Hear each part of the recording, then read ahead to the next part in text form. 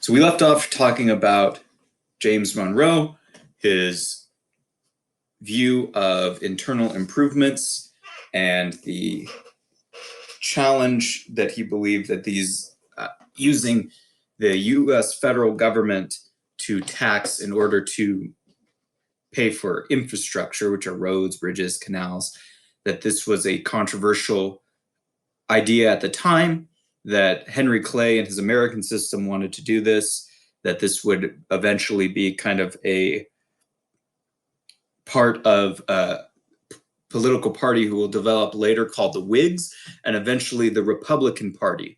Abraham Lincoln will say that he was heavily influenced by Henry Clay and his American system, and Abraham Lincoln will be the first Republican president.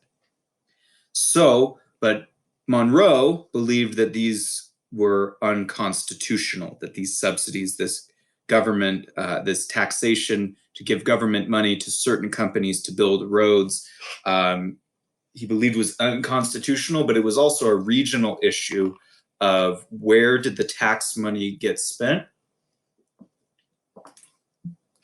Not only was it constitutional to do it, but the question was the benefit being evenly distributed among everybody who had to pay taxes for it?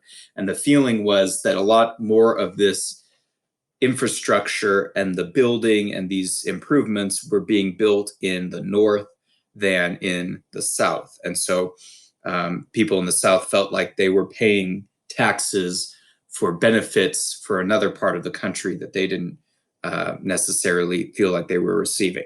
Okay, so this was kind of an issue at the time, and it will continue up until the Civil War. Okay,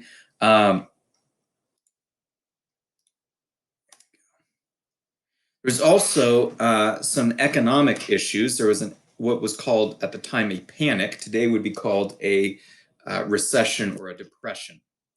Okay, now this is connected to the War of 1812. Wars are hugely expensive. Wars are hugely expensive. And so how do you pay for wars? Well, one of the ways that you pay for wars is you have taxes to go to war, you borrow money from other countries to go to war. But another way to go to war is to the government starts printing money. Not just government, but government, other entities like banks that have permission to do so from the government start printing money. Okay, this is called inflation. So during the War of 1812, toward the end of the war in 1814, the United States abandoned the gold standard. Okay, this is money redeemable in gold.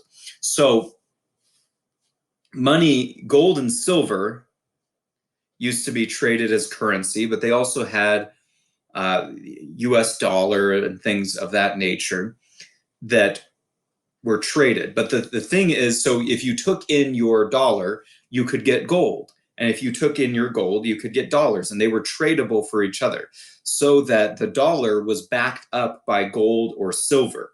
Okay, something that was seen as valuable by a lot of people, right? If you offered someone gold, they would probably accept it even all over the world, right? So back then, the American money system was backed up with gold and silver. But what happens often, even in systems of gold and silver,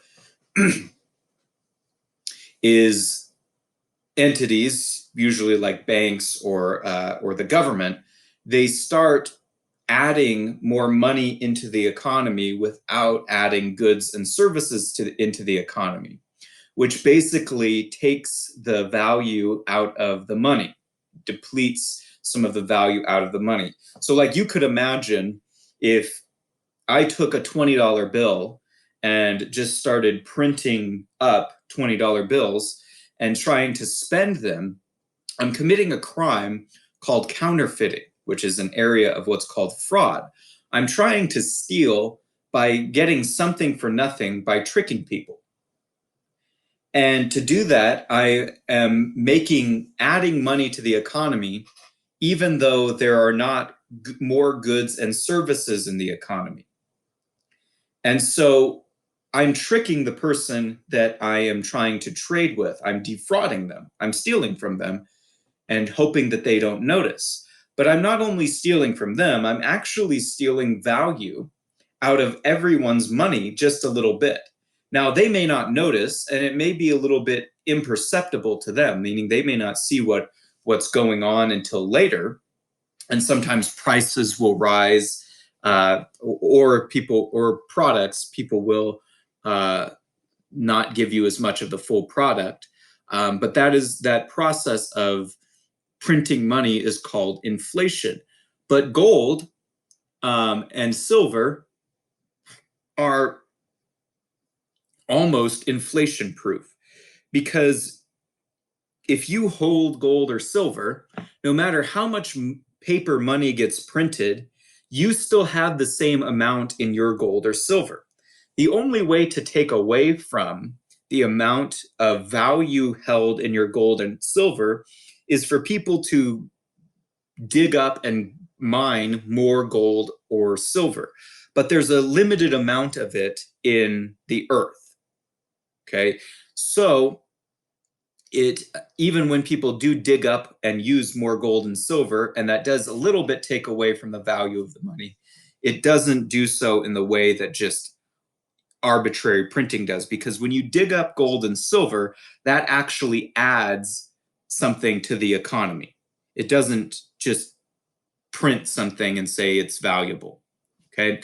So during the war, to continue to pay for this very expensive war, the United States government abandoned the gold standard, meaning money no longer had to be backed up by gold or silver. This was to fund the war.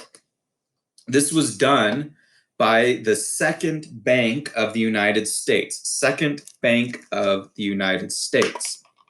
So inflation of money and credit is when the bank loans you something or gives you money up front so that you pay back that money plus more in the future. Inflation of money and credit, basically printing money, was going on. Now, when you print money, there's a couple different effects that happen, and we've already talked about that. One, the major one, is that you deplete the value of the money held by everyone else. So it's kind of like a secret tax, okay, that happens to money. It also affects the prices. It also has an effect called the Cantillon effect. And the Cantillon effect is that the people who have the money first or sooner, they get to use the money when it's more valuable, and the people who get the money later get the money when it's less valuable.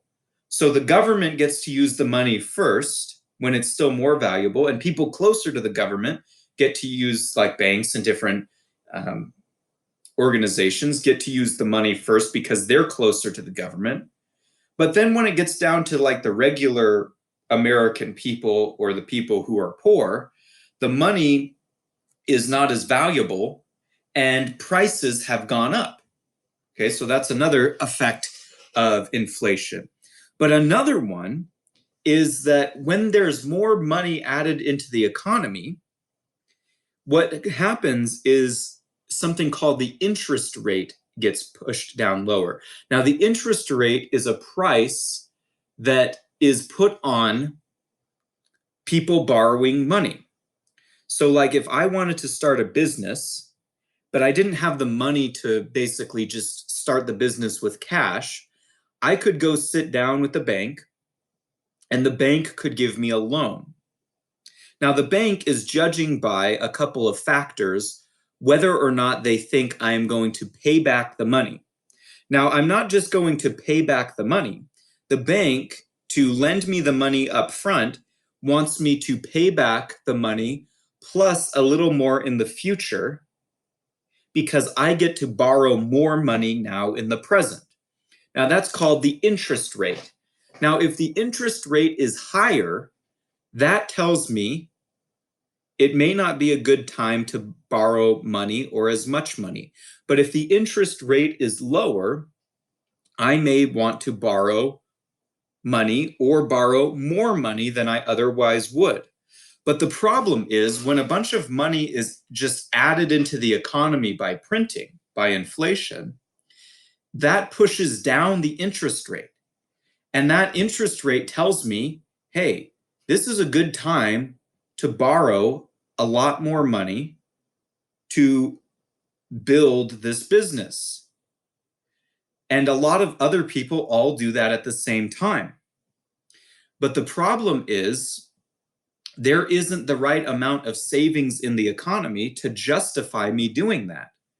So I have been misled into making decisions that are unwise, and I'm going to try to build this business even though there's not a good reason to do it at that time.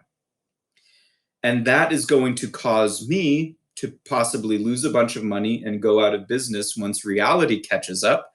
And everyone who works for me will be unemployed, plus their money will buy less.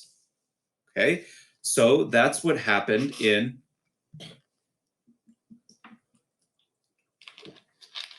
the United States. That's what happens in what were called panics, and they were later called depressions. And it's also some of the factors that were at work in the Great Depression as well, is that the government starts printing money that has these effects that cause people to make other decisions that are not based on reality. It causes a temporary economic boom where there seems to be a lot of growth and prosperity, but that growth and prosperity is actually not built on any reliable foundation. And then reality comes up and there's a bust. It's called the boom bust cycle. And that's what causes that system is a recession or depression is when reality catches up and there's a correction of the market. So what happened in 1819, because the second bank of the US got off the gold standard, they started printing, the US government started printing a bunch of money to fund the war. They did so through creating a government bank called the Second Bank of the United States. It's allowed to print all this money, act as a central bank for the United States. And then the government allowed banks special immunity to print money, more money than they had in gold. So the government now gave the banks permission to do something that otherwise would have been illegal. The government told banks, hey, because we need more money in the system in order to pay for these things, we are going to make it legal for you to print more money than you actually have in gold. Now, what that means is if you had $10 in gold and the bank is holding that, but the bank is printing way more money, and then you go back to claim your $10 in gold with a $10 bill, but other people are coming back with all these extra dollar bills to claim the same amount of gold, there's more people claiming the gold than there is gold. So therefore, it causes banks to fail because the banks printed more money than gold they actually had. Otherwise, this would have been illegal, but the government allowed banks special immunity to print more money. This caused, after this inflation, caused prices to go up by 25%. So imagine paying 25% more for a lot of things you bought. And then imports, stuff that came in from outside of the country, went up by 70%.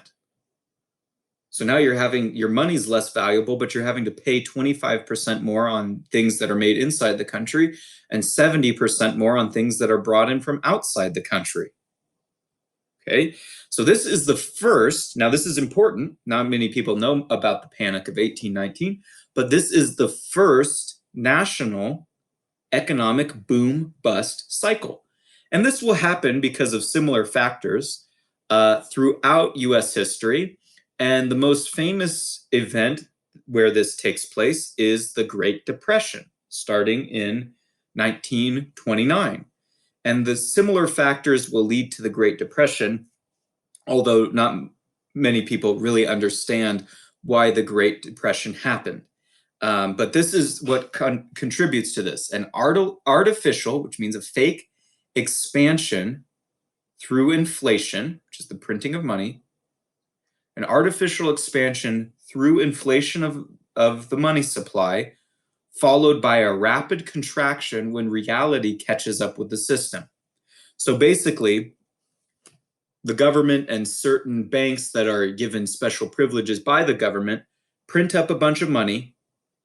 That has economic consequences throughout the whole economy where it seems like there's growth, but then that growth is followed by a crash. And reality catches back up, and usually it goes through unemployment, prices going up quite a bit, money buying a lot less as the system very forcibly regulates itself to be in line with economic reality. So this is what, if you can understand that just a little bit, you understand more than most Americans, and you understand more than most historians and economists. Okay, so people who even claim to study this stuff for a living. And so this is how you know what's going on, even with the Great Depression. Similar things happened when you guys were little kids with the 2008 housing crisis, and stuff is going on that is leading to similar issues with that right now. We're just in the boom part of the boom-bust cycle. There will be a bust. We don't know exactly when, but all the factors are there for this to happen. And it's a similar factors, government basically printing money into the economy without the same amount of without adding any goods and services. And the result will be an economic recession or depression where these things correct in the future. How long in the future? We don't know. But right now we're in the boom part of things. So that's why you see things like the stock market going up, housing going up, the Bitcoin going up, GameStop going up, is because the government's printed a bunch more money. It's being spent into the system. It looks like there's growth, but then reality will catch up that there's not the savings to justify that growth, and the market will correct. And that will be the bust. A lot of people will lose savings. A lot of people will lose jobs. The dollar won't buy as much, and the market will adjust. And student debt and student loans are another one that are going up. Okay, so studying history and economics can help us understand what's going on in the present time. But this was going on during James Monroe's administration and the Second Bank of the United States. Lastly, okay, last thing here, is what's called the Monroe Doctrine. If you've ever wondered, and there could be more than one reason for this, but if you've ever wondered why did the United States, why was it able to basically, without much issue from other world powers like the British, the French, the Spanish, why was the United States basically able, the Russians, to take over the whole Western Hemisphere? Right? There is Canada, and there is Mexico and South and Central America. But why why did the United States basically kind of get left alone to continue to expand and eventually become as big as it is today? And